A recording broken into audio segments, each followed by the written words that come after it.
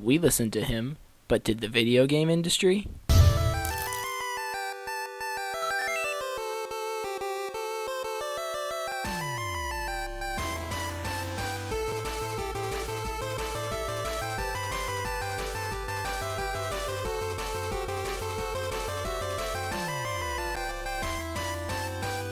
Hello, Mr. Casey's fourth period class.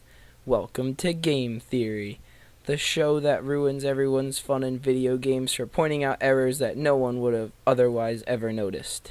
As the world moves into the future, video games are becoming more and more realistic. Just look at how far we've come. We've gone from only being able to render a few white dots to being able to create a full landscape in color with unique textures to different objects. But graphics are not the only major advancements that the industry has been able to make. We have come so far in so many other ways. Even by looking at the subject matter of the two games compared before, no longer is the point of the game to hit a little white dot past the other player's paddle. Now we have extensive worlds in which the player is free to roam and explore at his or her own pace. Take GTA, for example. It is an open world type game where the player may play one of three main characters and explore the world and complete various missions. This game even goes as far as making a virtual stock market in real estate for the player to buy with money that they have earned. The game has even gone far enough to model its in-game city after Los Angeles and put in actual buildings and places. Look at the US Bank building.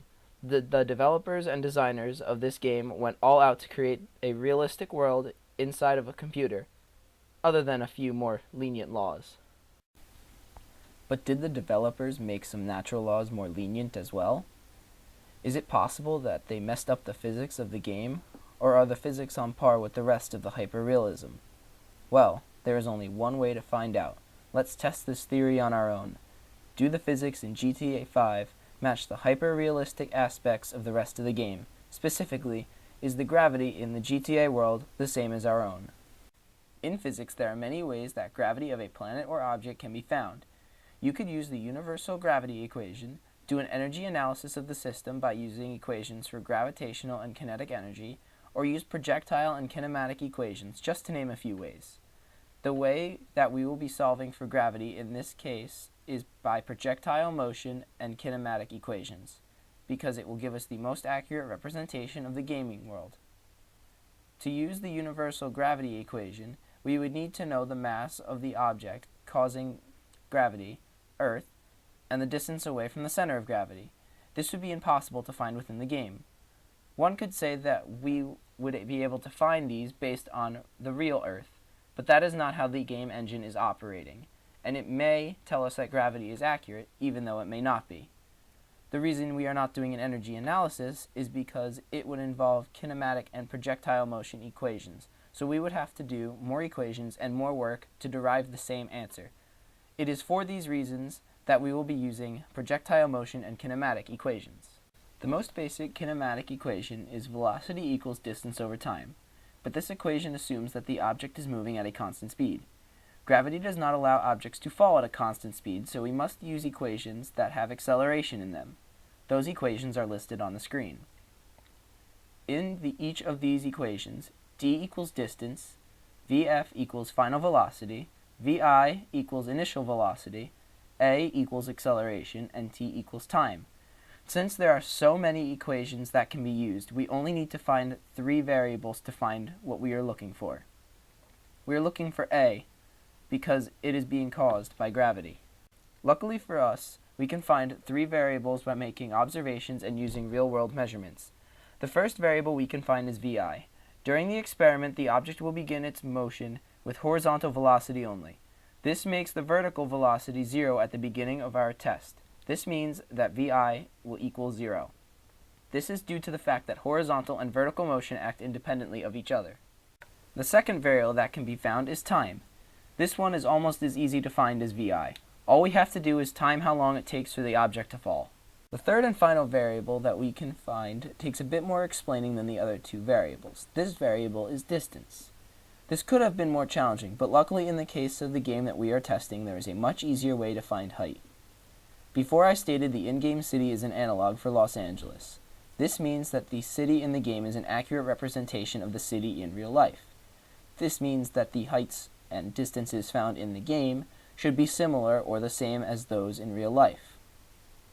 The Santa Monica Pier is also in the game, and it is accurately depicted.